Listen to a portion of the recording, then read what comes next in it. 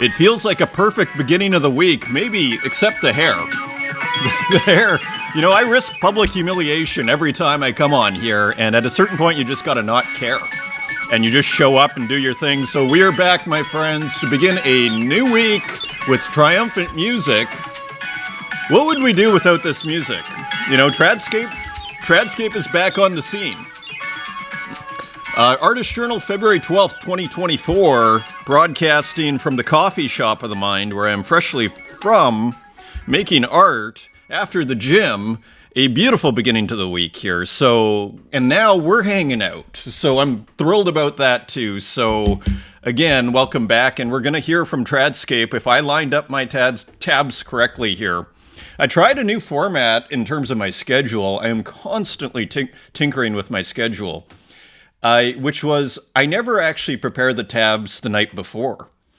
And so just to, do 80% of the work and then you just fill in the gaps, woke up at 6, I was like, I could have recorded this thing at 8 in the morning. Sometimes I don't record till noon. So isn't that interesting? So sometimes later. So all to say, there's something to be said for tinkering with the schedule. And it kind of brings us to this beautiful, gorgeous, wonderful work of art here by Klaus, which is the longer you do something, you can be, here's Klaus at, I think, number 126, all of a sudden just continuing to do work that you didn't think was basically possible, or do think, to continue to push forward, right? And you keep on hitting new ground. And to a certain degree, here's this show, I think episode 297, and it's like, oh, maybe I should do a little bit of preparation the night before, just getting these tabs worked out. So all to say, wonderful beginning to the week and to trying new things and to tinkering. And here we are with Klaus. Let's look at what number this is. This composition number 126. And I think we're actually at, what are we at here? I'm concerned. I haven't gone through the tabs since coming back from the gym, but we're just going to go for it and see what shows up here. So yeah, we're at 127, a beautiful work here. And what I'm wondering, what is this Instagram? Okay, we're good. You're temporarily blocked. It looks like you're misusing this feature by going too fast. That is exactly what I'm doing here. I am going very fast, Instagram. So we'll come back to that. So here Klaus is at number 127. And if we go back, I bet this isn't even that long ago. Like this could have, let's see when this composition series started. December 18th. So we're 120 in, or that's composition number 6, but it looks like that's where things really get going. Here's composition number 1. Let's see here, December 14th. So we're at February 12th, almost Valentine's Day there. We're at February 12th. And so it's been 2 months, and Klaus has put out 100 of these. And, some of them, they were starting at 10 Tezos, but let's just say he puts out another 100 at 20 Tezos. I mean, he's bringing in some actual pretty good, if you're bringing in like 1,000 Tezos a month, 1,000 basically dollars a month. That pays for rent for a lot of people and then some, depending on where you live, of course. So very interesting there. Not sure what's up with Instagram here, but we do have this, Klaus posting this on Instagram, a little window into Klaus's process and studio here. And here it is. We see all of the wires, hilariously. Look at all this gear. I've never received that message from Instagram before. Who knows why? I have a few Instagram tabs open. Quite a few. Maybe that's the problem. Maybe that is the problem. But here again, a window with this beautiful, cool vertical screen, interestingly, because a lot of these works we think of as horizontal, interestingly. And what a gorgeous work this is. Minimal in color, nice texture. I've kind of seen this kind of like, vertical line here, but it looks like it's repeated a few times, a little bit of delay in feedback here. And so quite interesting. There's almost a kind of, in this piece, a kind of minimalism, which is kind of boiling down the project to a certain degree to simple elements, and I think to great effect here. And then, again, it's kind of like, I always think of Kandinsky here. I think it's partly the title, and let me make sure. Okay, we are recording here. I think it's partly the title, but it's also just the you could make a million different variations here, and it's of course it's compositions. They're abstract compositions here, and just experiments to see what different colors and shapes. Of course, here using again analog video glitch process here, and look at this. And now I'm almost visualizing this as vertical on Klaus's original screen, perhaps. And look at these great, lines here that go perpendicular, dragged up. So again, just a very interesting series. And, there's something to be said, and I've mentioned it before, to the credibility that comes with numbers. Imagine Klaus is at 1,000, bringing in maybe 20,000 Tezos at that point, maybe more, and which is kind of like a, what is that? Like it's not quite middle class, but you're over the poverty line. Let's put it that way, which is not bad for probably supplemental income, right? Maybe it pays for like some upgrades to the studio, not that Klaus needs any.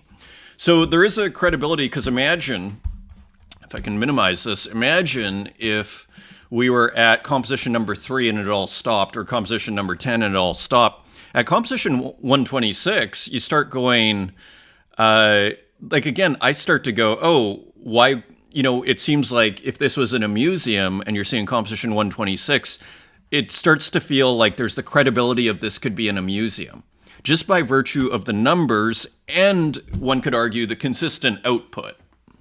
That also helps. But if you have a consistent output, you have cool titles here, and you're at, 200 in, again, there's a credibility comes with numbers. It's kind of almost back to that prolificness debate that ultimately I think we landed on, looking at Warhol and Picasso, that ultimately prolificness builds credibility, and credibility ultimately is where the value lies, right? So as we see with Picasso and Warhol, massive outputs, but it's not really hurting, when you see these Picassos go to auction for tens of millions of dollars for a 20th century painter. It's not really hurting the value. So yeah, hopefully, I have a feeling that little pop-up's going to haunt us. Instagram's going to haunt us over this episode. There's nothing we can do. This is a one-take show, and we are living for the moment here and doing all we can. So Klaus, looking good. There's another one that was released here. Just released. This is number 127 and still available. The other one sold pretty quickly, I think. Dr. Version picking that up after an hour. Yeah, Dr. Version liking it too. There's something very poetic in the colors. And this also comes back to, it's not just the output, it's not just the numbers. It's also, the more you make, the more, we've discussed this before, the more you're going to stumble upon great works, right? The more you're going to make great work. Like, it's just, it brings me back to Brian Tracy, the great, who I call the original life coach, and life coaching at the end, how to act. It's a pretty useful thing that they don't really teach in school. If you ever wonder that to yourself as a teenager, I totally wondered, how are you supposed to act? So I don't want to get off course here, but as Brian Tracy said in one of his later lectures, maybe from the mid-2000s to late 2000s, here's someone who spent his life wondering, how to be successful, right? How do you be successful?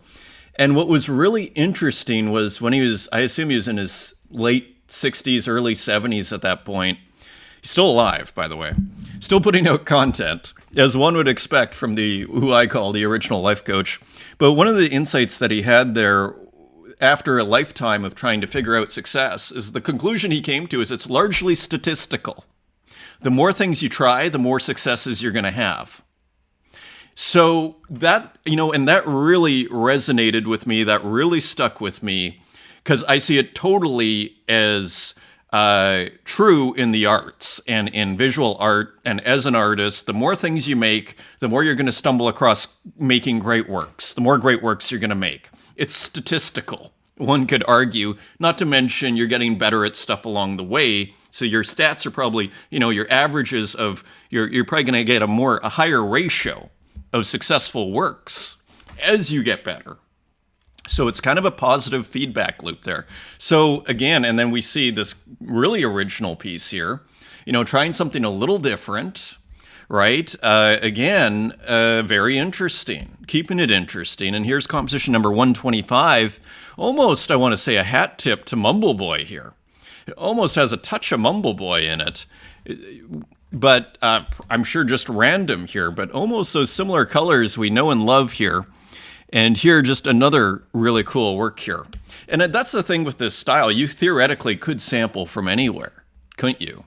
And then remix to the point of things like I sometimes wonder that to myself, or I did a lot, as when I dabbled with music in my 20s. It's like just remix something to the point where it's not even recognizable anymore. At what point does it just become your thing, right? And it's an interesting question. I start with a lot of appropriated or sampled works oftentimes. So all to say, let's continue. And I follow, of course, the great Ezra Eslin. That is an X-Glitch.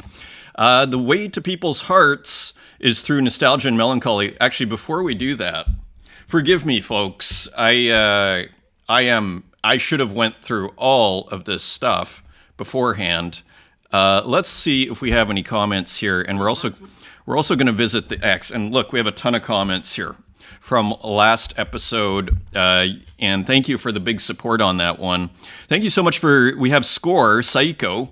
Thank you so much for reviewing my Kira Kira print, that beautiful physical work. Yes, Kira Kira is shine. It's even with Kira Kira filter with the app. It almost looked like augmented reality there, almost like designed for a Vision Pro. I love this long episode full of wonderful arts. Awesome to hear, Score. Thank you. We discussed that on the Spaces at the start last time, where I was like, I think I need to make these shorter, and Runetoon's just make it whatever it needs to be. And I thought those are wise words. So we're continuing to just go with however long it needs to be. PP Universal, thanks for the feature, Poco. I burned the rock forever. So PP had made a rock. I do that sometimes if I'm not convinced, and also anxiety, yeah. It's an interesting question. And Ile actually put out a tweet saying, I was looking for that work. I wanted to pick it up. So, relating also, and I've mentioned this before about my own work, sometimes we're the worst judges of our own work because we're too close to it. Not that that's happening here necessarily, but it's interesting because what we see is different senses of, the work, and the artists having their own particular perspective, and oftentimes the most critical. Right? So just interesting there. Thanks for the comment, PP. Koj, I'm a little bit late, but happy birthday. Have a wonderful time, and thank you for the show. Thank you. Very nice to hear. And thank you, Tom Bombattle. Happy birthday. Runetoon, Psycho Ihara's Kira Kira print is so cool. I want to make physicals like that, and indeed. And Score, thank you so much. And Luciana Guerre, you're doing a great job. You deserve a croissant. So delicious. Thank you. And also Runetoon, and I'm totally down to have an early Spaces Talk, Vietnam, Bangkok, the Mocha Art Museum, as well as Harold Cohen exhibit I just saw at the Whitney this week. Awesome. So I think I figured out how to do it. I believe it's Kalo on Wednesday, which should be awesome. I think what we do, Runetoon, if you're watching, and I'll message you today, is we create just another space, like a separate post, which is Runetoon's trip in Asia, and we just schedule it an hour earlier. How about we do that? So I'll just message you to confirm, and then we'll put that out. So awesome idea. And I'd love to hear what you have to say about the Harold Cohen exhibit. Blue281, thank you. Eduardo Pulitzer, Edmarola, and Morlacos, thank you for the comments. Now, very quickly here, I just don't want to miss, if we can, let me just do this. Just very quickly here to recognize all our commenters here. And again, thank you for the support on this. Just very quickly, Dr. Version, Violet Trip, Skull. Okay, there might be quite a few here. NFT, HJ, Sophie Ogura, W7, Wojak, whose work we looked at last episode, Little Cakes. Yeah, great Zozo piece to start indeed. Just a magical piece. And Zozo, great to hear from you. Really appreciate this. NFT FOMO, thank you. Margaret Freeman, And I use Margaret in quotes. The great, perhaps, Waffles is sneaking through here. Once again, thank you for the comment. Ilya, thank you for the comment. Sergey, Denise, thank you. And number one, thank you for the comments. Let's go into everybody else's comments here. Ezra Eslin. The way to people's hearts is through nostalgia and melancholy. Just an interesting take, and I can totally relate to the nostalgia piece. Looking again, Ultima 4 for me, I consider like one of the early masterpiece of digital art, as I always like to say. Melancholy, I think it can be, definitely. I mean, we do see it. We were talking about Joy Division, which is pretty melancholic. Sometimes, though, I feel like melancholy can be overly, pulls the heartstrings. Put it this way, I agree with this, but you have to be careful with melancholy, because if you're doing it simply to pull the heartstrings, it can create a sense. Sometimes you find this in overly sappy music where you feel like you're being manipulated, where they put the big melody, like some melodic trance or progressive trance, and then it's like too much. And you can tell you're just kind of being manipulated into feeling something, and you're supposed to feel a certain way. So you got to be careful, I would say, with melancholy. Nostalgia is a little bit of an easier one to a certain degree, where you don't need to be as careful, I'd argue. It's a Game Boy, cool. Let me see. I want to see your Game Boy work. Anyway, cool comment and interesting commentary from Ezra Eslin. Tradscape, the maker of the music of this show, beginning and end. Yes, I'm making a scary monkey right now. It's going to look really cool. Problem is, I'm so uninspired that I'm only getting 10 minutes done every day. Who got hints to get back in the groove so I can see all the weirdos in this awesome piece? So I can tell you weirdos this awesome piece.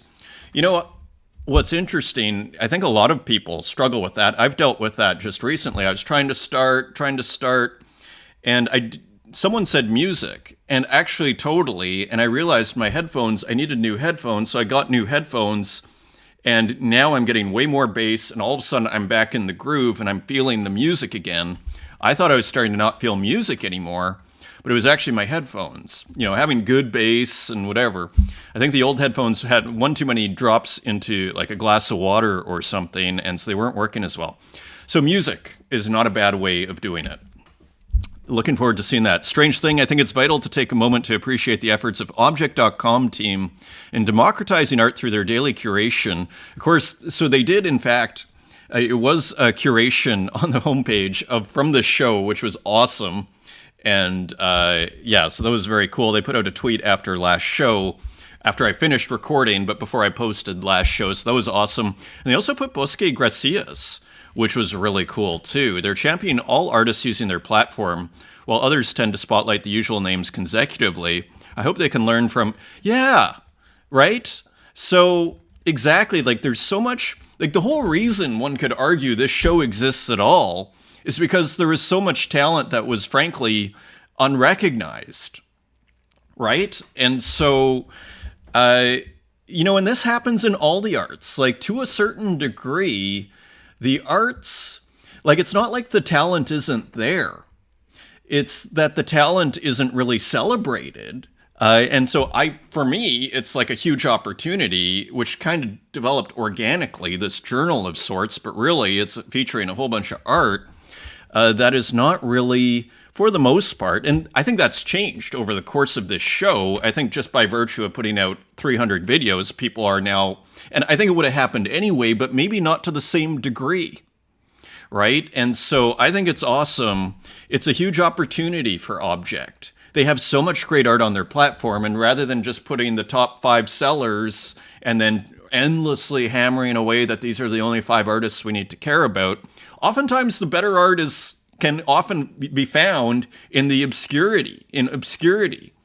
And that's one has to treat this, I call this not a news show, but I do call it a newspaper of the imagination, and that has to be treated as an exclusive, right? So I totally agree with Strange Thing on this one, and I think it's cool that he's recognizing that, in a sense, in a public way. It's also great to see new artists joining lately to be able to collect from after a dry spell due to the Bear and Solana hype.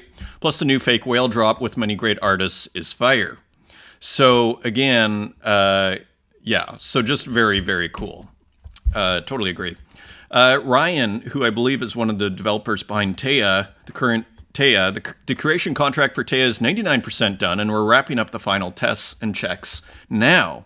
One thing that a lot of people don't know about our site is that the layout of the site is designed for you to share your screen in public. The cafe in Taya.cafe comes from the idea that we want small coffee and tea shops to use our app to help local artists and local businesses make money together in a mutually beneficial arrangement. The cafe gets their art, the artists get their sale, the owner gets their commissions.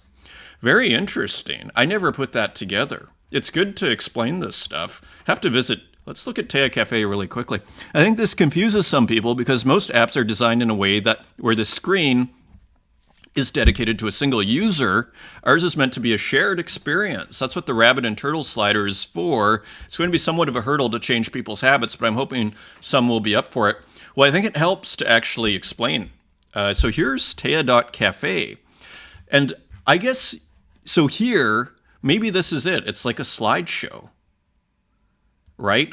But I guess my only comments would be is I get here and I don't know what to do. And I don't know what I'm supposed to do. That would be my feedback for Taya.cafe. So other than to go through the slideshow and maybe get some, what seems to be random images here, or cool NFTs. So maybe on the homepage, just some sort of explanation of what it is and how it works. Maybe, just my 2 cents there. Ryan also, I have no regrets getting deep into Tezos since I found my tribe here. But you really do feel the winters when you're involved directly in the day-to-day. My Ethereum investments were a lot easier to handle since all I did was hodl and literally do nothing while waiting around. They probably went up in the meantime. Probably should have listened to Warren Buffett and let the money work for me, but this was too important for me to let go of, I guess. And they're doing a really nice job there on Taya. They really fixed the site. For a while, it was not loading up in a great way. It would kind of crash your browser, but now it's kind of got like an infinite scroll, as far as I understand, or just a smoother load up. So they actually have improved that site enormously. So it'd be interesting. So hopefully they stick with it there. But don't take it for granted. So if you have special works, maybe you mint on Taya too. Demon Ego, I want to take the first step to create my own AI model. That's what I do with certain series. Like I think my AI screen memory series, or screen memory remixes, I mint those on Taya, and I just kind of stick to a series there that I put on Taya. So interesting. So yeah, there's different ways of approaching it. I want to take the first step, this is Demon Ego, to create my own AI model. I'm in the research and amateur learning phase. Pretty interesting. I think TrueFace makes their own AI model. Here's another, Claire Silver, easiest way at current is with Scenario GG. Let's see this, craft unique and style consistent game assets with custom trained AI. So very useful. Make a profile of Hugging Face. If you don't, you can easily dream with a stable diffusion model with a database. So all sorts of interesting ways to make your own AI model. So very cool. Shilly Preston, I thought this was interesting because I think it speaks to a feeling that many have because it's such a community, this hesitancy to sell art because maybe this would be seen as undermining the art or something. Shilly Preston, I'm in a really tough spot right now, as we learned recently, so I'm listing a lot of the art I've collected. I don't want anyone to think I'm upset with them if I list a bunch of their pieces. It's just where I'm at right now. And I think this is really important.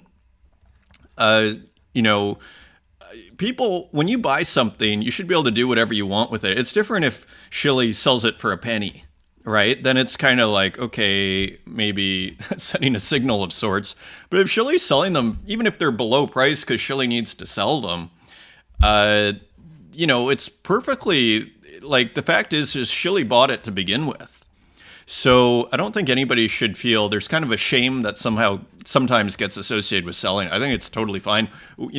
Live by the market, die by the market. And again, the market is the best thing that's happened to this scene. And, I'd say the market is one of the, in a sense, I was thinking about the contemporary art market versus this market. This one's, I'd say, a lot freer in the sense that the contemporary art market is kind of more smoke and mirrors. It's more opaque. It's not necessarily, especially the higher you go, it's not clear how much a work is, who they're going to sell it to. Here it's like anybody can buy or sell from anyone. Nobody's stopping you. You know, the whole permissionless thing. And I think that works to the advantage of, but people have to be able to sell without feeling bad about it.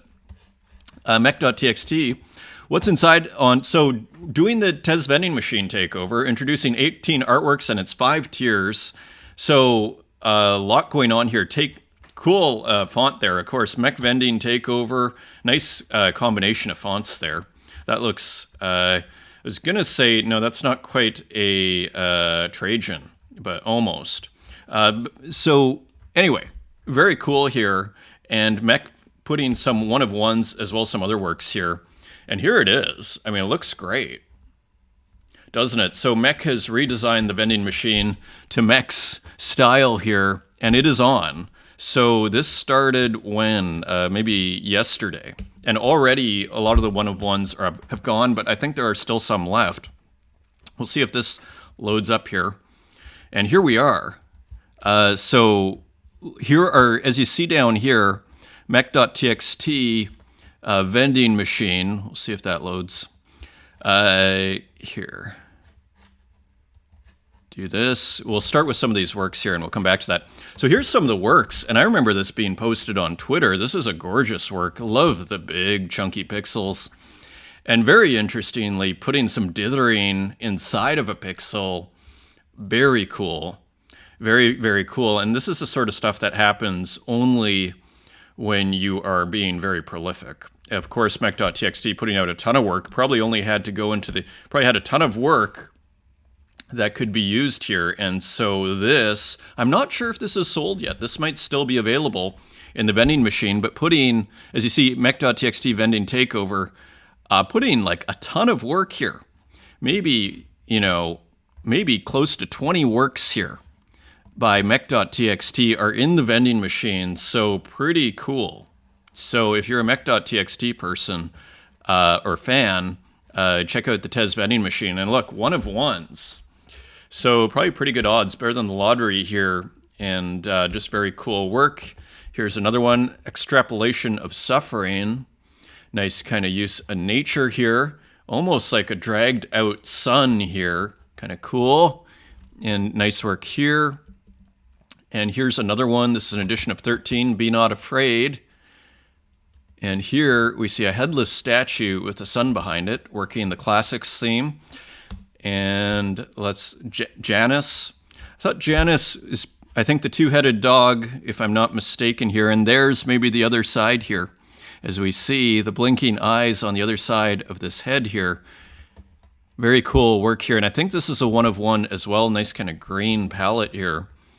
And this is an edition of 1. And yeah, I think went to so found in the Tez vending machine. Here's another one, Birth of Ishtar. So cool.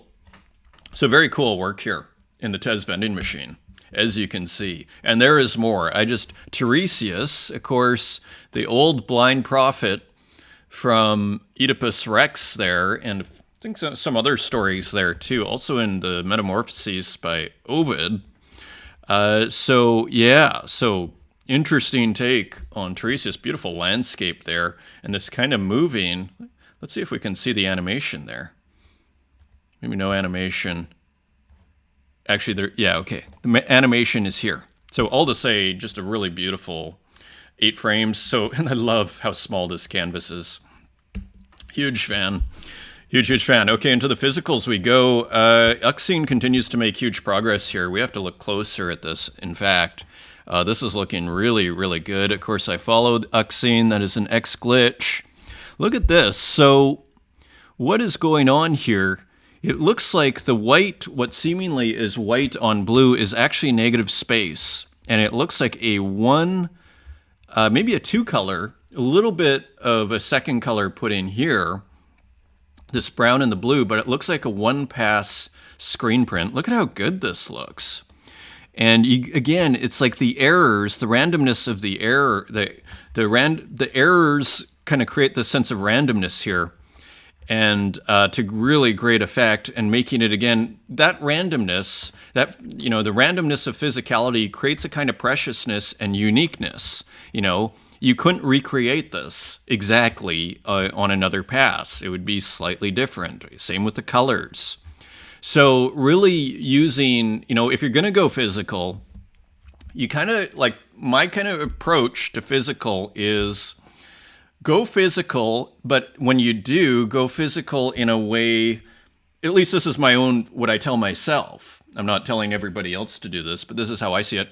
In a way that renders the physical work necessary, in the sense that it becomes a different work. And here, and that it kind of is, it put it this way, in order to achieve to achieve this work here, or to this work here, this digital work, kind of pixelated out here, kind of forms of pixelation, a couple of different kinds. This happy face here in this kind of tombstone. There's a digital version of this work, but you would never get these kind of things or these little errors in the physical version.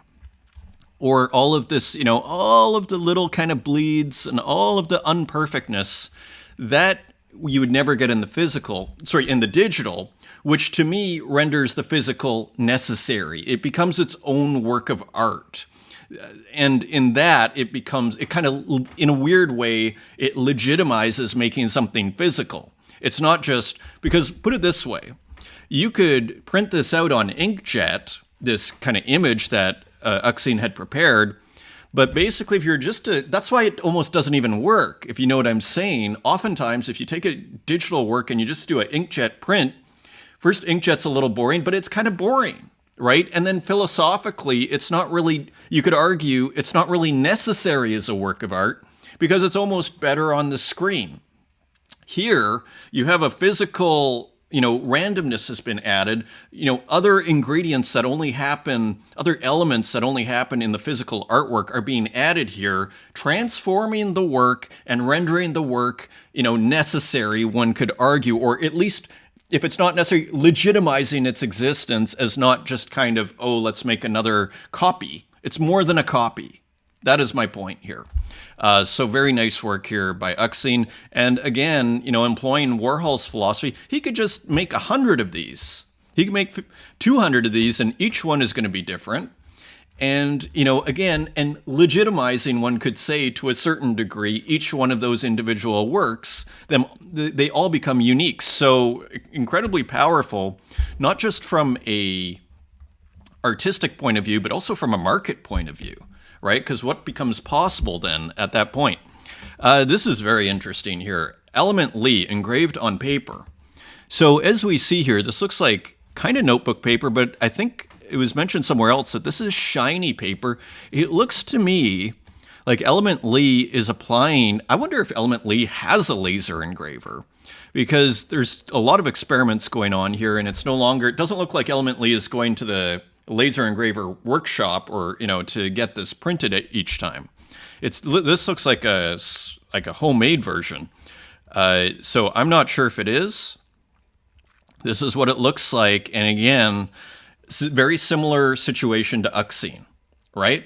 It becomes a different work of art, and it becomes also about this, as I always like to say here, traveling through the mediums, because all of a sudden it transforms our understanding, or our visual understanding of the visual, of the pixel, of the digital.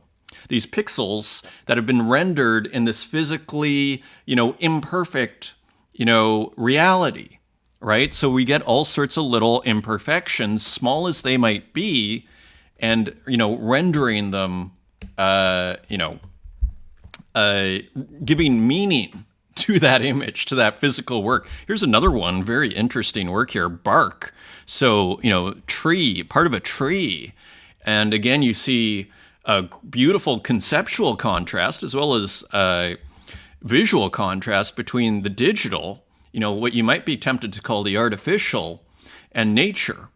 I've long commented on the beautiful contrast, how pixel art, we saw it with mech.txt a second ago, how nature is always a great subject matter for pixel art, because you have a wonderful contrast of this kind of artificial, very rectilinear forms depicting curvilinear organic forms and very natural. that creates huge contrast, and we see it here, right? With these pixels, again, rendered into this organic, substance, just like literally burnt in. So very interesting work here from Element Lee. Continuing, and we will hit OK here. So here, this looked like the future of art metaversal. Now, check this out. It kind of reminded me of Art Matter. This is for the Lumen Prize. So more... Now, doesn't this look like... This is... There we go. See Matter Lab there?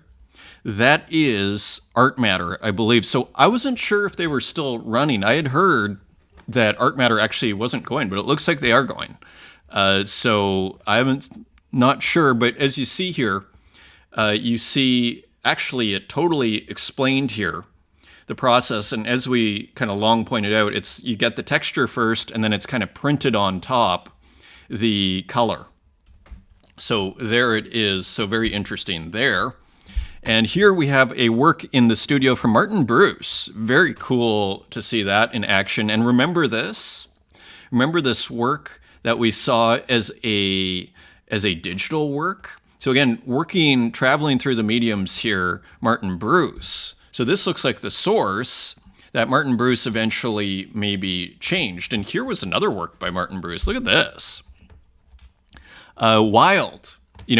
Looks like a work in progress, but you really don't know with Martin Bruce. Always experimenting here, pushing the boundaries of aesthetics here with Martin Bruce's works. Martin Bruce, yeah, so just very interesting piece there. And here's a piece I missed. This is from January 28th. This is Reserve at 0.12, Behind the Tree. Like, I'm always kind of amazed by the originality of the compositions, the subject matter. This is like incredibly original, and the outrageousness to a certain degree. I mean, you have this big tree in the middle of the composition, and I'd argue making it work. And this, again, kind of looks like mostly, if not entirely physical, but hard to say. So here, JPEG 2024, so interesting work there. That came out a couple of weeks ago. And here's Luciana Guerra. Saturday is for painting, and I follow Luciana. That is a glitch. When I load up 100 X tabs, it doesn't show the follow there. So just more beautiful work from the weekend, I believe, from Luciana Guerra. And here we have, check this out. So it's one of those cameras, the Let's Glitch It cameras, and taking a picture. I was kind of mentioning this at the start of the episode of, you could... if you transform something enough, at what point does it just become its own thing? And you almost see it right here, don't you? With the glitch camera taking a picture of an artwork, and before you know it, it starts to turn into its own thing. So just very interesting there. And here, interesting, this is Touch Designer, which of course Saiko uses. Interesting video here. Semi-group color palette, animating the building blocks with little squiggles, and then adding color feedback effects. Variation on my recent ASCII and icon grid exploration. So this is Touch Designer at work here, which I think is quite interesting. We are going to be haunted by that Instagram message. And, just interesting to see what Touch Designer can do here. You see all these pixels filled with things too. So just interesting. Saiko being a huge fan of this. And this is Polly Hop is the name of the artist. Continuing on, I think Sabato retweeted this. This is an older piece, Madoka in Shift JIS ASCII, but I thought it was pretty cool. As you can see here, it's kind of like anime, but done with kind of Japanese ASCII text. And I thought, to great effect here. Just a cool little loop there. So just interesting. Ed Marola is seen on the Pocobelli show. So we were looking at this, and we have more clues as to what's going on. The symbols in the box mean headache, device, Doc Asmir, hammock. There's the hammock, potion, dream. Here's a potion. Maybe this is the dream, the closed eyes, mangrove, cashew, lucha, tego dego. Almost feels like a Salvador Dali-like situation here. Just totally irrational, seemingly irrational juxtaposition. They are dreaming us. Beautiful title. And you got to love this noise at the top here. What headache? So this, it seems to be multi-chain, because we go to Foundation and we get this work here that was posted actually. But actually, first we'll go to, so I never saw this posted anywhere or minted anywhere. What device? Who is Dr. Asmer? So Ed working on something here. Pretty interesting, esoteric kind of work here. And as you see, they're dreaming us. This is the Tezos side of a multi-chain NFT project by Ed Marola, a story of intertwined dreams, strange haikus, and the extinction of Homo sapiens. So there we see that work, edition of 100, but then we also see it here on Foundation, which is on Ethereum. So multi-chain work here. And this is the first piece, as far as I can see, minted here, Headache. They are dreaming us. An interesting combination of dreaming and the headache here. And so very, very, very interesting work. Almost looks like a photographic here. Almost, but probably not. It's probably just super processed grass, but it looks quite organic, doesn't it? But maybe, but not sure. Maybe it is taking a source from somewhere, and a couple of little kind of devil figures here. Interesting piece. I have a strange headache. Purple can help you. So very, very enigmatic, and you gotta love the red border here. Very cool. Cider, as we continue through the works here. So Cider posting this beautiful car here. Is this a Cybertruck? The Cider truck. It is the Cider truck here. And there you see Cider's face on the front of the Cider truck. Kind of reminds you, I think it's Machine who had that work, and was Machine taking it off of someone else. So all to say, this is almost like meme. It's become like a meme, putting the face on the front of this truck here. And there's a Cider truck, and you gotta love, again, Cider's distortions here and the bright red, flat background here, contrasting with all of the kind of noise in the middle. As you know, people who've listened to and I'm actually recording and uploading all of the Twitter spaces since November. So those will be up soon enough. But for those that attended the Cider space, which is up online on Spotify, you'll learn that Cider goes back and forth from physical to digital, as far as I understand. So if you're wondering how some of these incredible textures are made, that is likely one of the reasons. Studying electrical engineering, if I'm not mistaken, or industrial engineering out in Brazil. Here are a couple more from Cider. So some more portraits here. So very powerful works here. I think they're going to be minted soon, as far as I understand. And here's another one. Actually, this is what's going to be minted soon. Soon to be minted via Manifold. So interesting work here from Cider. Just a whole bunch of black and white texture here. Hard to see what that is. Almost looks like a map, but not quite. And then here, more just kind of black and white seeming abstraction here. So very cool work there from Cider. Here is Gozo, who of course works with sometimes these geometric works, and then has this other work that is more AI-based digital collage, beautifully textured, kind of has that stable diffusion-like texture, as you see in this background here. And I think it's the same. I've never tried it. I haven't used stable diffusion for probably over a year. But I think the same way that people are able to get, zoomed in and get the brush strokes really nicely on these kind of AI paintings, I think is the same kind of process you're seeing with this kind of texture here. Stable diffusion, I think, can create this kind of textures, these radical, look at how fuzzy this almost looks, like really rich textures here. So here it kind of looks like a flower, not sure, doesn't even matter, just beautiful work posted by Gozo. And here, Cyber Mystic celebrating a Genesis drop in the next few days on Solana. So one assumes, of course, this is Marcelo Pinel, one assumes this is going to be animated in its final version. So a little preview here from Marcelo Pinel of a work, The Year of the Dragon, and Happy Chinese New Year to all celebrators. And this, I believe the Year of the Dragon here. So beautiful work here, kind of complementing the constellations there and the astronomical signs or astrological signs that Marcelo Pinella is working on. Just really cool work there. Nice preview. Here is Rinnyfish, Emotional Crank. So let's see if there's any volume here. Oh, there is. So new work on Zora. We'll see how many are minted in a second. So beautiful colors here. Always these kind of translucent pastels. Kind of alien, kind of psychedelic. Cool audio there too. And so 235 minted. So very nice. Zora, you gotta love it. There's Bursector. I love your work. Okay, awesome.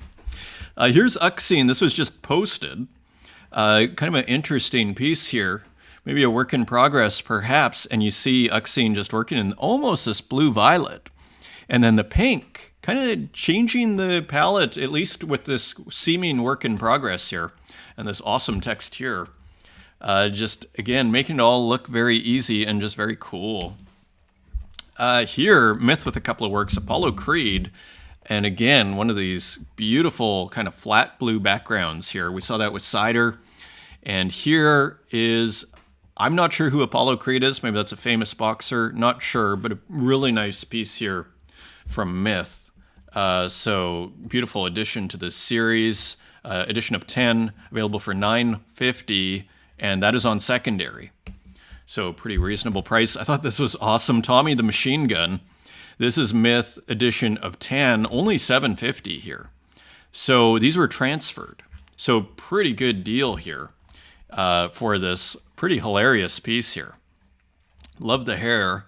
Not sure who this is, but another really nice piece here. Nice Adidas jacket by Myth. As you see here, kind of done in Procreate, but with a square brush. So pixel brush on Procreate. Very cool. Beautiful, beautiful color as usual. Here is Working Class McBanana. And kind of an edgier work here as we see Daffy Duck seemingly being crucified on a McDonald's. A McDonald's sign. Hilarious.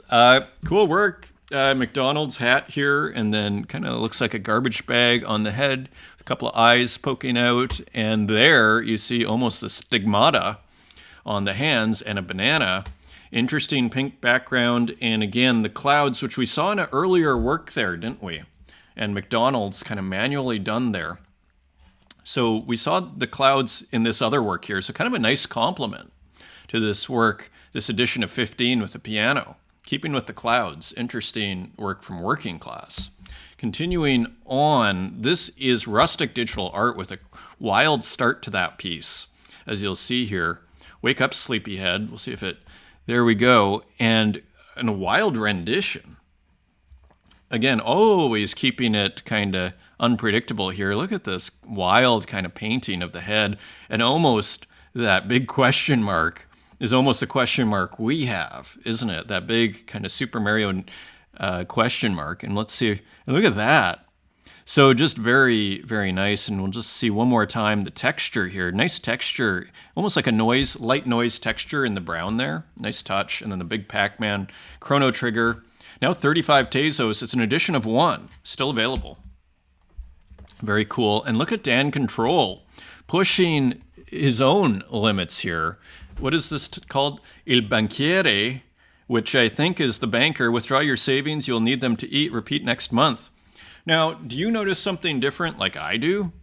This has Dan Control, is Dan Control incorporating a different kind of mark making here from the traditional kind of gradient with no kind of edge, for lack of a better term, with no outline, shall we say. Here, this looks pretty painterly. You know, these strokes here of this glass, and it does... And you know what it looks like to me? It looks like it's painted, so to speak, or kind of done freehand, whereas the other work looks kind of more carefully constructed, you might say. But then it looks like the gradient is still being applied to these marks. So very, very, very interesting kind of development here from Dan Control. We'll see if it continues. And look at how great the face is. Really, it's pretty awesome how far Dan, and look at it, looks classical. I mean, it's a really nice rendition of this face. This looks classical, like really nicely done there. Even, the drapery, so to speak, or the robe, and all the way through. So very nice piece. Edition of 10, selling out for 25 Tezos. So pretty nice work from Dan Control there. Here is Mumble Boy as we continue to run through this episode. Maybe we need to run faster. Twice Capades. Capades. Another interesting piece here from Mumble Boy. Slightly different composition, keeping the experimentation here as you see these kind of gradients of sorts. And then again, kind of within this kind of almost physical looking collage here, you see some what look like physical brush strokes, and then you zoom out. Again, this looks like almost like a JPEG that's been, enlarged too far. And then here, this almost looks like physical. So a nice combination of seeming physical and digital in this piece by Mumble Boy. And again, but here it's, see that little shadow right there? Doesn't that look like there's almost a tiny shadow there that makes that look physical? But it's unquestionable there's digital editing, right? So all pretty interesting and pretty cool. Let me just quickly check. Edition of 2 for 8 Tezos. And here is Nuv 1914 Pegaso, so I assume that's Pegasus. Pretty cool work here, so out of Greek mythology, of course. And look at that cloud. And here you see what seems to be a horse with wings, and there some great on the ground at this point.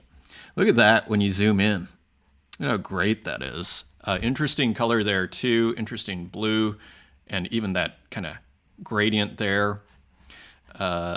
And that little mark there, hilarious, beautiful. And then you step back and you just go, oh, that holds together pretty nicely, doesn't it? Sold for 10 Tezos. It kind of brings back, Nuv 1914, and here's another work by Nuv 1914, Camino a Casa. Doesn't this remind you a little bit of Klaus's whole strategy, if we could call it that, which is to mint a ton of work, sell it for reasonable, mostly one of ones. And Nuv 1914 sells most of her work, and it is, it probably puts out 4 or 5 works, maybe bringing in 40 or 50 Tezos a day for all we know, at least on some days. Again, that's real money. There's Klaus bringing in 20 Tezos, but maybe doing 2 or 3, maybe bringing in 40 or 50, 60 Tezos a day. That's also real money. Like, how much are you making at your job on a daily basis, right? So you have to do the math and then start looking and then start, connect the dots there. And you can start to go, this isn't a bad strategy. And we're in a pretty soft market right now. So pretty interesting. And look at this. I mean, and I'm just, where I gravitate towards, you probably can see right now, just see that extra little line there. It almost makes the entire work here. This little extra line, because then you realize you're in the province of art. This is not just some clever design. All of a sudden there, it's just like, that's not supposed to be. Very cool. Camino a Casa going to 1 of 1 over for 7 Tezos. Pretty good deal. And here is Stulka with a new work, I believe. Is this new?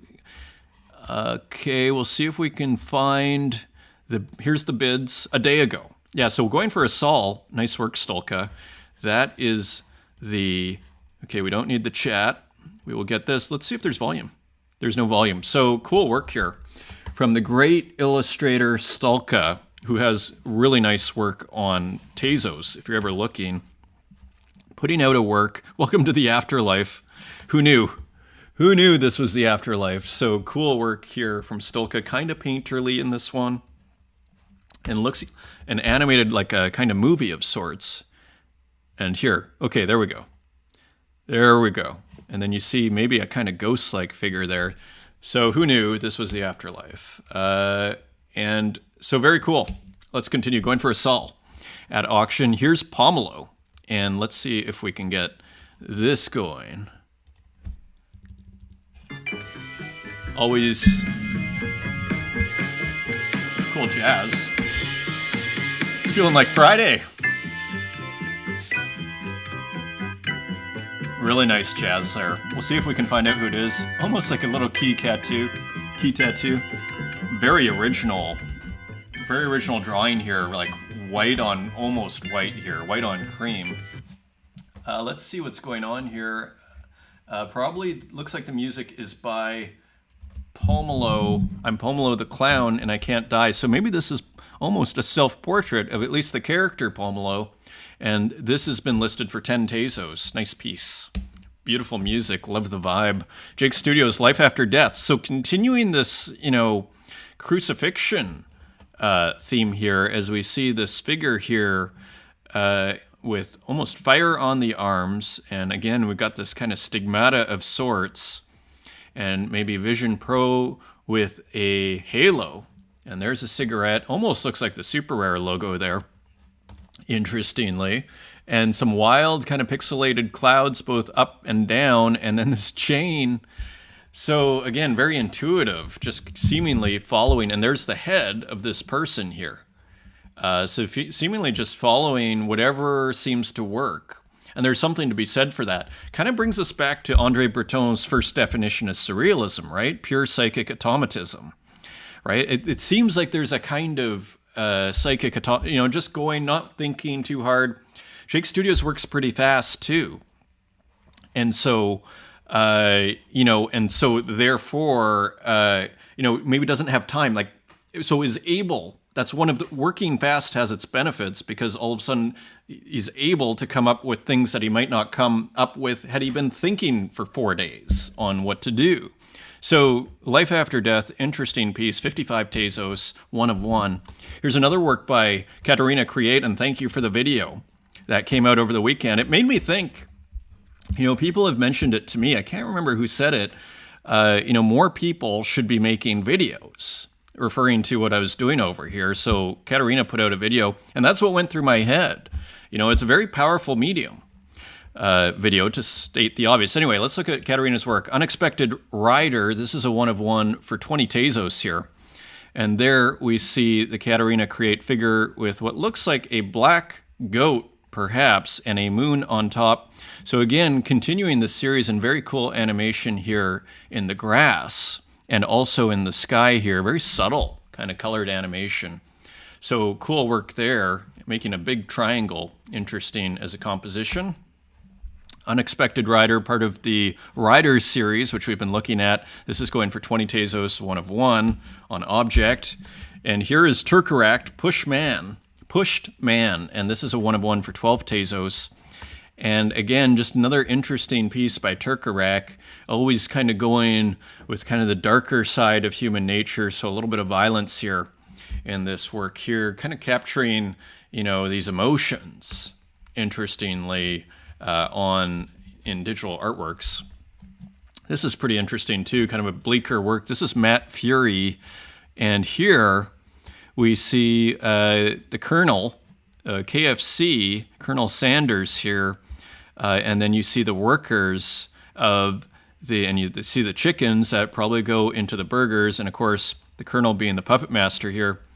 I found this to be a pretty powerful work in the sense that it really got you thinking about the animals. How many more of us would be vegetarian? I'm not, by the way, but when you see works like this, they're powerful. Like, how many more of us would be vegetarian if we knew if we saw, the beginning to the end of the food process? I suspect a lot more of us, maybe myself included. Continuing on, Sebastistaro, I Found You. It's too much. It's too much.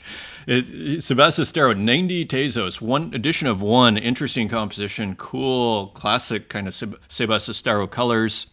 And here, look at how huge this work is.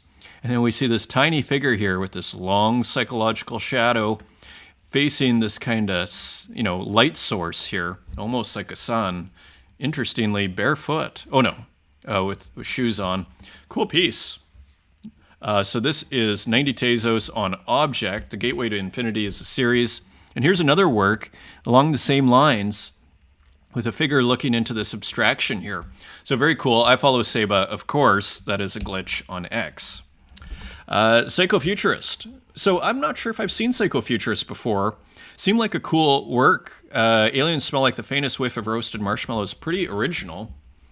Interesting combination. We have aliens at the bottom, almost looking like AI there, interestingly, but not necessarily, but almost looking that way. There's a cow, and then you see it almost looks like a collage to a certain degree of AI aspects, but also drawn. This kind of looks drawn here. Hard to say, but, just an enigmatic GIF. I believe this is a GIF. And this is an edition of 10. This is now, so this sold out for three Tezos, pretty reasonably priced there. So just interesting piece, fun piece from Psychofuturist.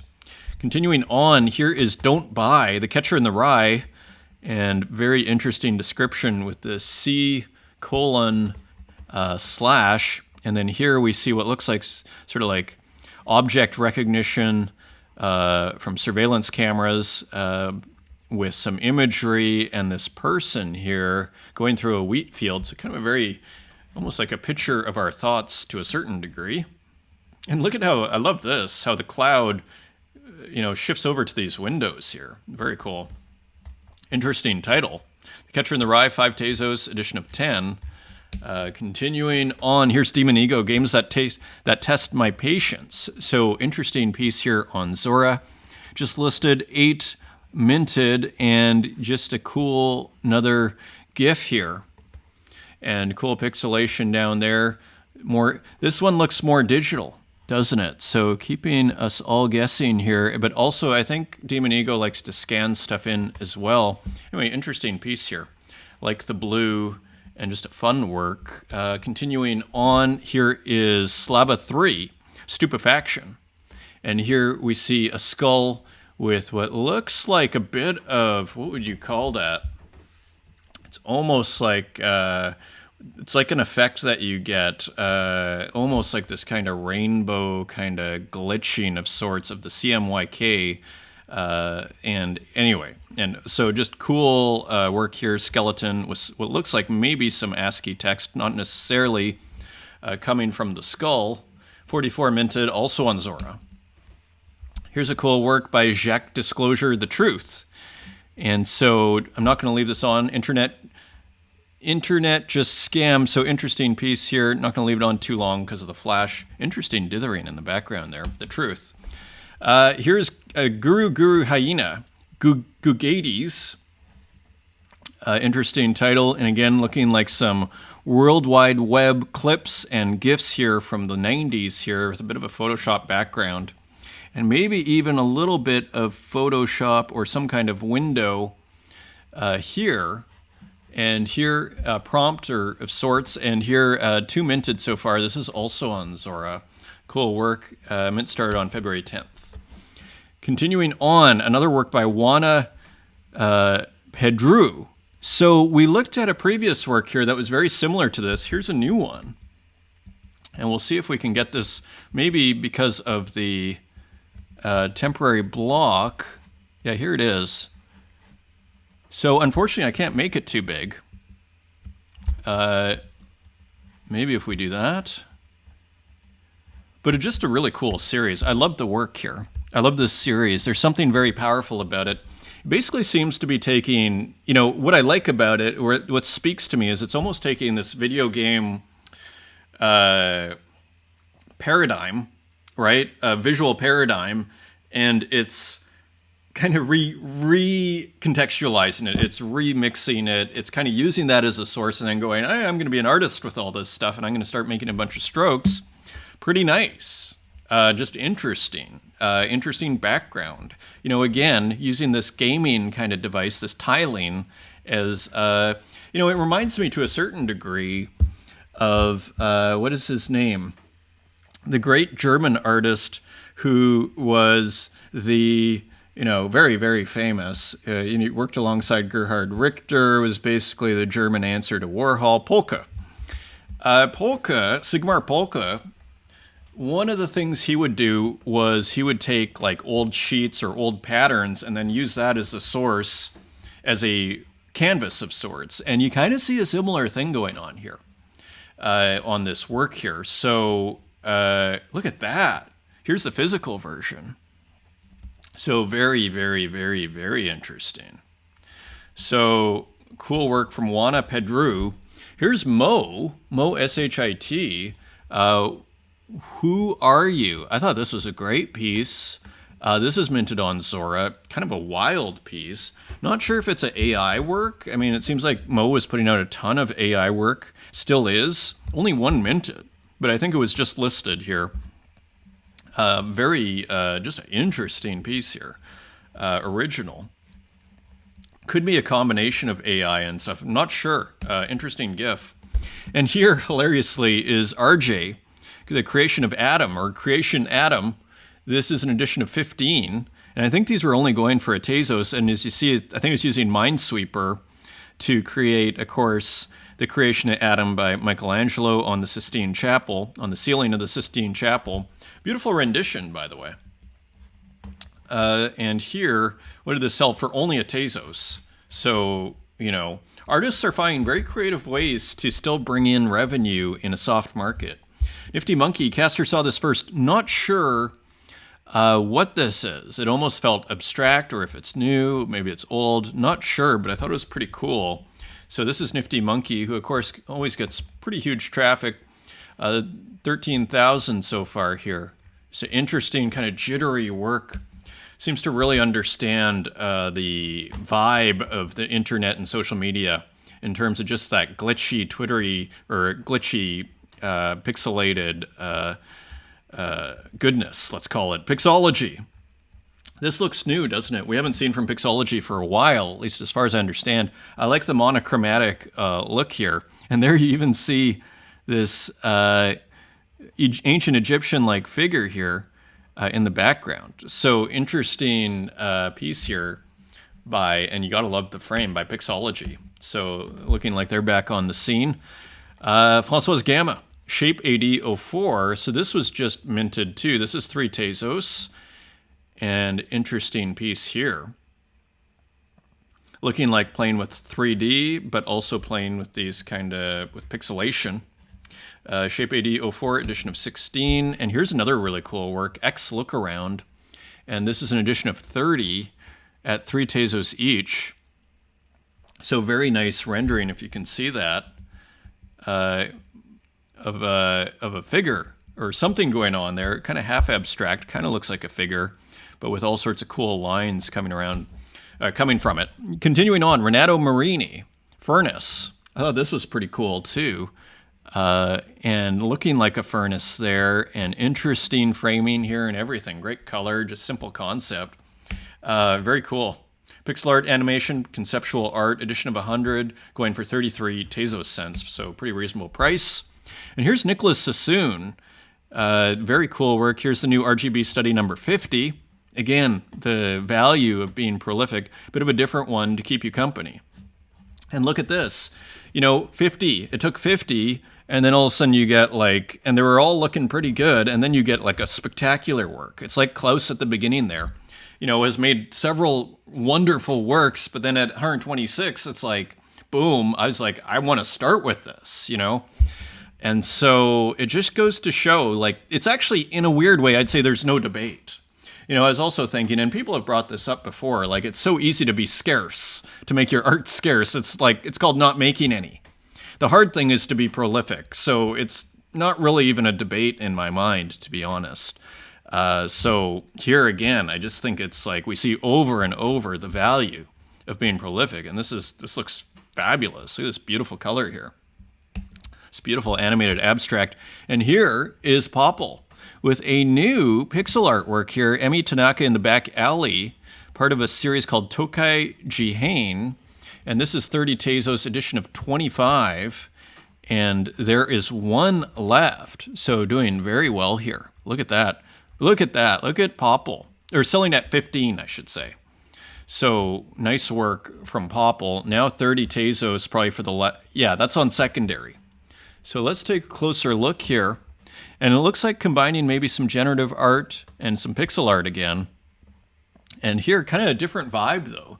I mean, still has a bit of the sci-fi thing, but, you know, kind of looks like a schoolgirl with a knife here. But not, it kind of looks like outer space, you know, but a different resolution here, still different from those other, and look at that, this area right down here with the kind of bubbling area where the piping is at the bottom. So cool work from Popple here. Sticking with, it is 800 by 800, and I think that is one of Popple's favorite canvas sizes here.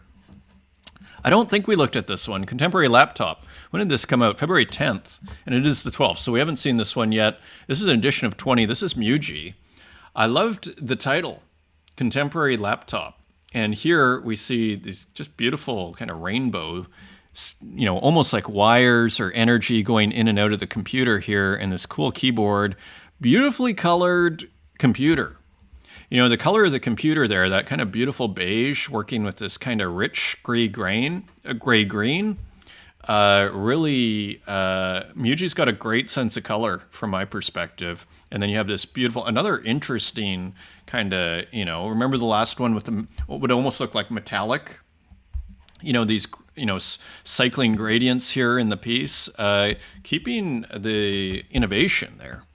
Here is Tom Bombadil, Lord of the Blue Abyss, and this kind of felt like, this kind of reminded me of Jules Verne to a certain degree, kind of had that vibe to it. And here is one of these kind of like almost robotic here, massive underwater fish, and there is kind of like a classic 1940s, 1950s style guy underground. And here you see a light here. Again, it kind of has all the feelings of like a Jules Verne novel, and again, deep under the sea. And cool title, Lord of the Blue Abyss. This is 18 Tezos, selling out at 5 Tezos each. So market's doing pretty well, frankly. Alive and well is how I'd describe this market. Double comment. This is quite cool too. This came out, this is an edition of 1 so far, open edition.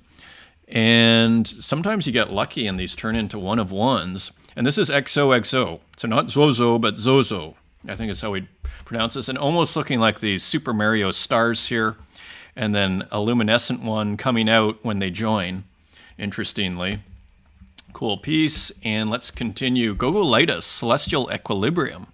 So continuing with kind of like an animated abstract vibe here. And as you see, all of this rich pixelation here, but bringing in a lot of what you might say the color innovations of the last series, and now bringing them into these, you know, more kind of, again, animated abstract works. Cool work here. Edition of 100 for 5 Tezos. And let's see how many are left here. 4 left. Wow.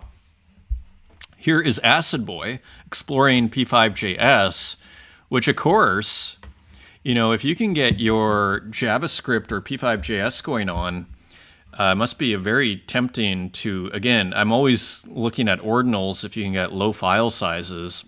And so this another interesting work here by Acid Boy. Must be an interesting process. Like I wonder, I assume you start just playing with variables and things start to come out. Like in the code, and then all of a sudden you hit render and you don't even know what's going to show up. It's like a different, it's kind of like, it reminds you of AI, how you can put in a prompt and you kind of have, to a certain degree, not much idea what's going to come out. You know, programming is similar. It's similar but different. So cool work by Acid Boy, Lucas Lejeune. Thank you for collecting. So here, another interesting kind of work here, kind of looks like code. And another interesting animated abstract, this time in black and white, as usual, actually, and that is on Object.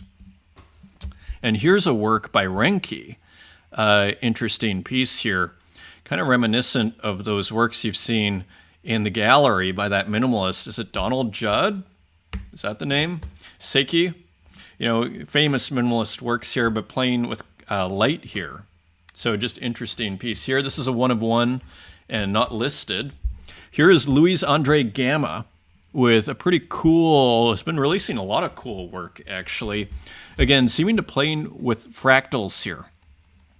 And as we see even from, you see even the triangles here, These all kind of look like fractals, so making pretty interesting work. The colors probably based out of fractals too. Interesting composition ratio here. Sure, cool title. Addition of 10 for 5 Tezos on object. Here's a work by Jutta, getting some love here, and this was listed when just, I think, yesterday. Already 6,000 views here. Interesting piece here. Just animated abstract, pretty low resolution on purpose, kind of pixelated abstract.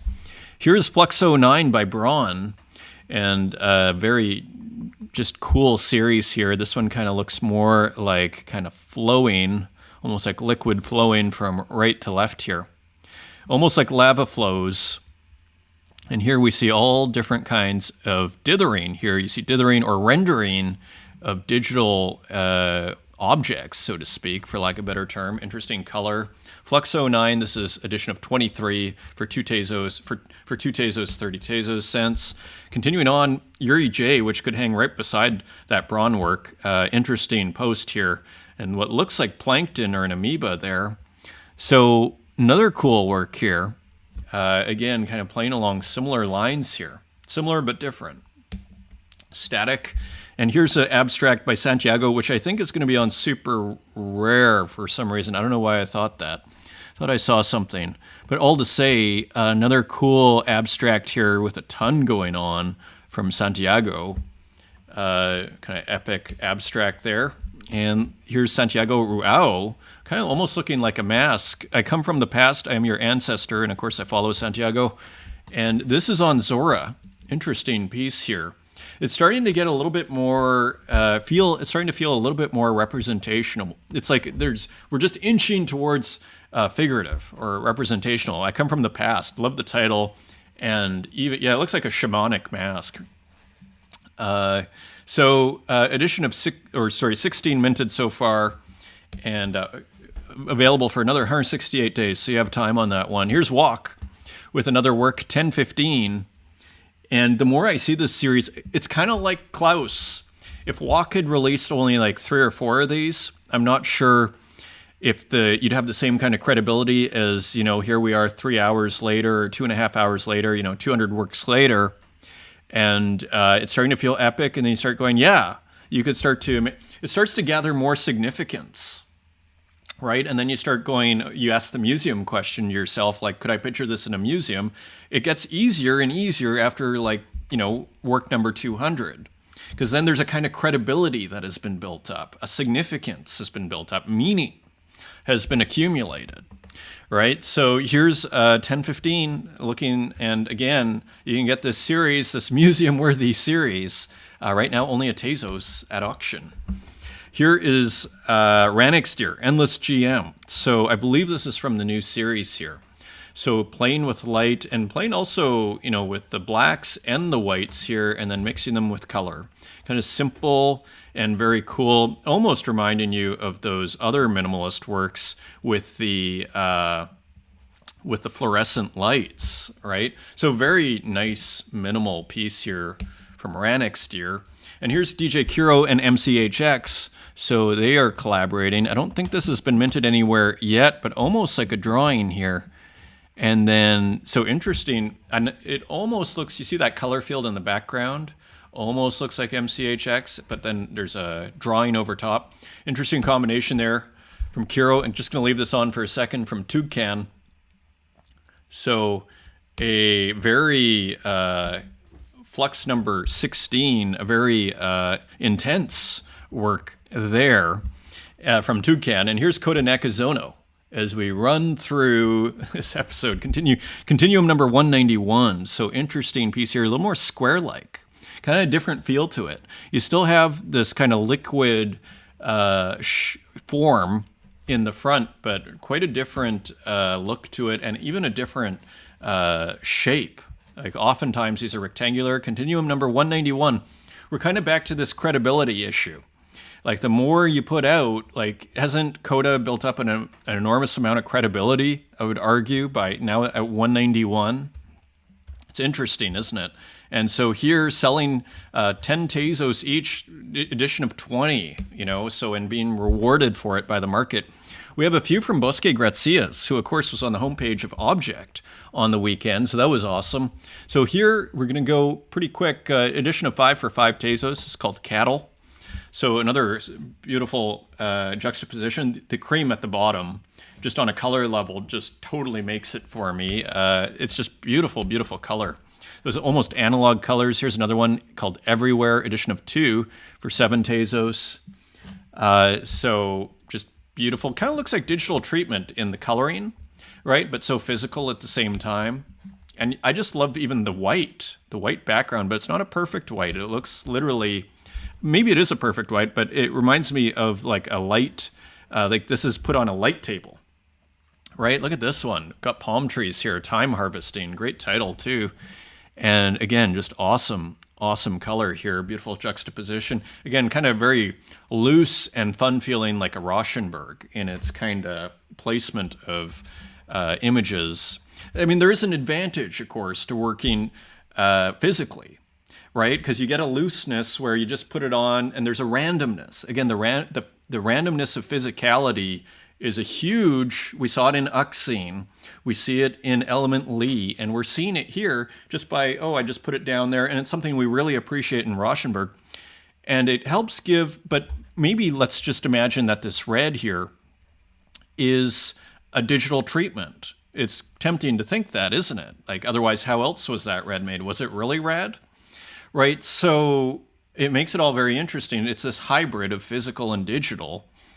And there seems to be a lot of potential there, right? A lot of dunamis there, workers. Here's another awesome piece. And we see, again, this beautiful, beautiful, very rich red. And then again, and this kind of clear negative with this dark negative. And then just this kind of like scene from probably the 70s there. And here is Psycho, score. Broken Well. This is Touch Designer and 3D scanning. Broken Well at a temple. So still playing with the temples in Tokyo. Let's see if this plays. And there we go.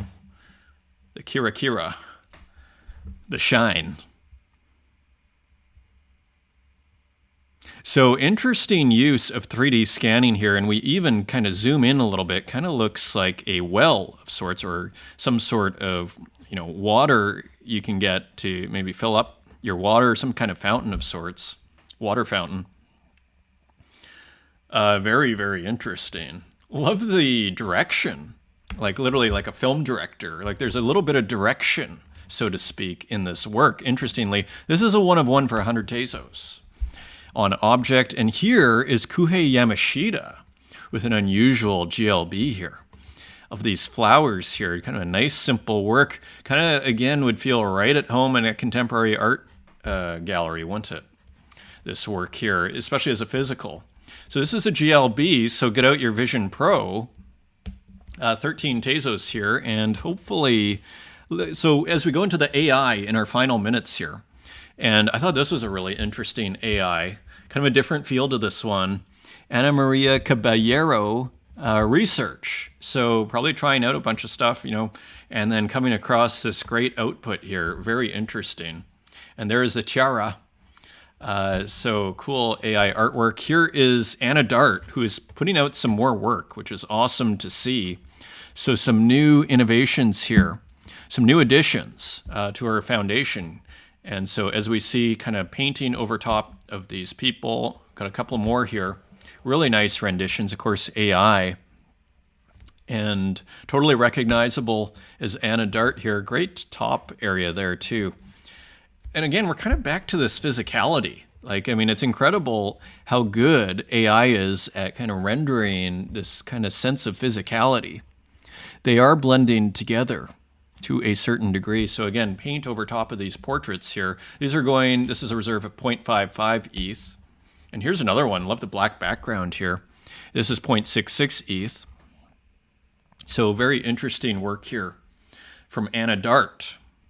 So cool to see there. That's on Foundation. And I adore this work by Strange Thing. Hilarious work. I'm trying to place the pose. I feel like I've seen this pose. You know what it actually looks like? You know what this looks like? This is, I think I know. This is, in Manet's Déjeuner sur l'Herbe, right? The guy leaning back, and that Déjeuner sur l'Herbe, of course, art through the centuries is, what is the name of that prof on the great courses? Someone, as you see here, this is also Rome, and there is a god.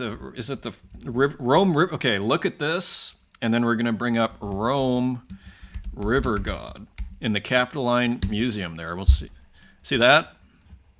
That pose is very, very famous. So there was strange thing, Tiberinus. So, of course, the Tiber.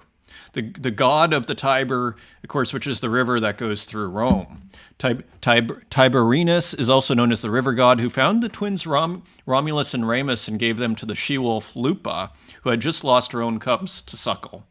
So the river, of course, just like in ancient Egypt, the river, the Nile, it's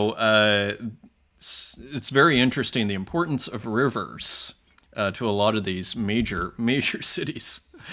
Okay, let's see. I thought this was brilliant. I don't know if we looked at this one, but I had to make sure we showed it. I love this piece, this Akai sampler. Totally awesome. Also, of course, by Strange Thing, and you just have to adore the cracking paint here in the background, which is starting to become like a major compositional element. It's becoming its own, like it's taking a life of its own. It's no longer just imitating the cracking. It kind of feels like it's almost going beyond that. So brilliant work here. And then the donuts for good measure there. Stussy, brilliant work by Strange Thing. Here's Martin Joe, the bear at breakfast with some mushrooms there in the background. And here we see the wonderful bear's breakfast there with some sausages and some coffee and some mushrooms with the great tablecloth there. So I'm not sure, I don't think, and I definitely follow Martin Joe. That is an X-Glitch. So not sure if these have been, Martin Joe mentioned that maybe he was going to mint the breakfast and the Goodnight Bears.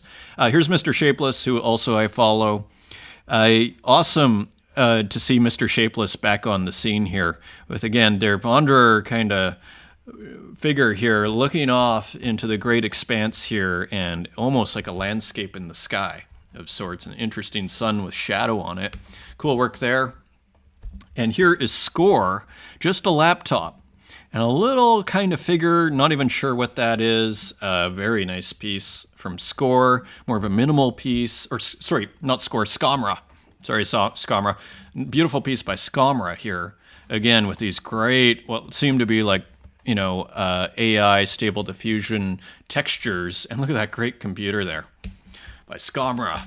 And here is No Hygiene with another experimental AI art piece here.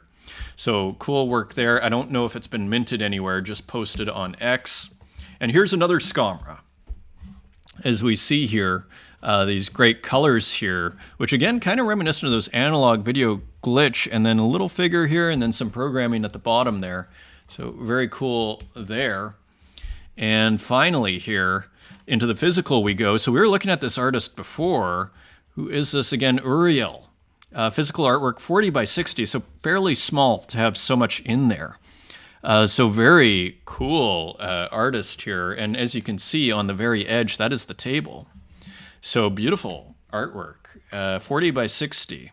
It's almost about like two A4s put together. That's what this looks like, which makes an A3, by the way. Here is Roos. So we looked at Roos maybe over a year ago, and this, I think, is in the Fake Whale Show. And again, Roos working with physical, I think, primarily. But it doesn't look like exclusively, because as you see there, that looks like a little bit of digital, digital effect there. So a hybrid, interestingly, I think we can say that there, of digital and physical. Cool work. Continuing on, the School of Athens here by Adam Lister Studios. So we've been looking at Adam Lister's work here. And here, hopefully that block is not permanent. or for too long here. And here is, of course, Raphael's School of Athens in the four stanzas in the Vatican, not far from the Sistine Chapel that we're looking at with RJ's The Creation of Adam there. So again, just in this style, super original style, just very cool work there. This is cool. Austin Joseph Gregory, commissioned piece. Super pleased with how this turned out. It looks great. A great kind of juxtaposition. It almost looks like two works on top of each other. This is Austin Joseph Gregory. Really nice piece. Here, we've seen a lot of Bob Sick Matia's work, Archangel. So we may have seen this before, but we're going to see a few, we're going to revisit a little bit or maybe see new ones here. I thought this composition was brilliant. I think we've already looked at it, but I'm not sure. Could be a different one. Edgy. Again, it's kind of back to rawness here, leaving things empty. Let me try just reloading and see if that helps us here. There we go. No, it's not helping. My, oh my, what are we going to do here? Okay, so here's another one by Bob Sick. And here is another one by Bob Sick. So just doing a little tour of Bob Sick's work there. Let's see if we can do this. And here's Kelowna Contemporary. So Sanio's Beck Studio.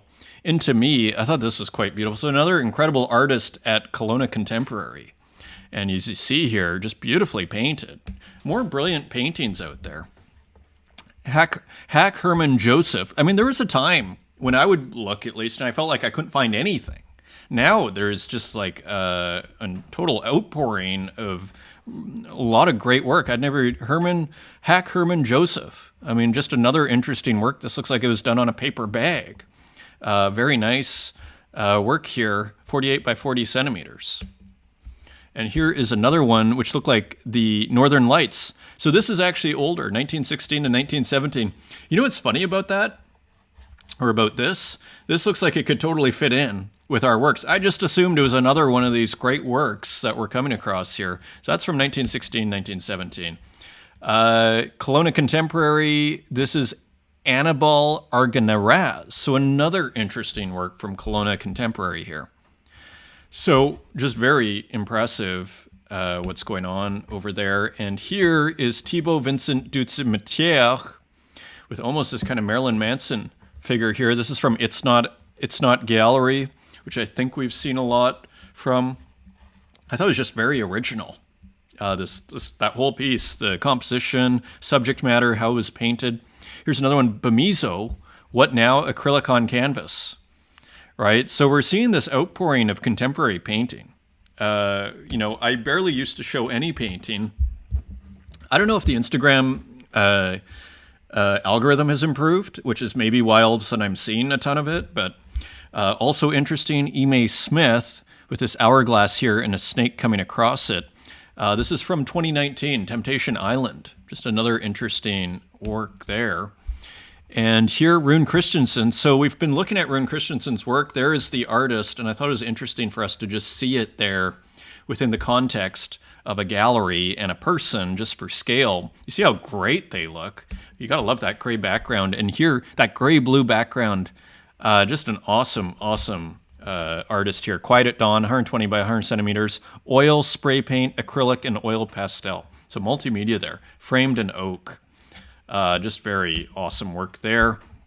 And finally, Dre Gallery. This is in Toronto, I believe, and this is, what is the name? Hannah Epstein. So interesting piece here, kind of an edgy work here, kind of looking almost like a rug of sorts, and kind of a wild work there. So kind of textiles. And that, my friends, is your show. Hopefully I fix the Instagram. And so we're going to have Kalo on Wednesday on the Twitter space.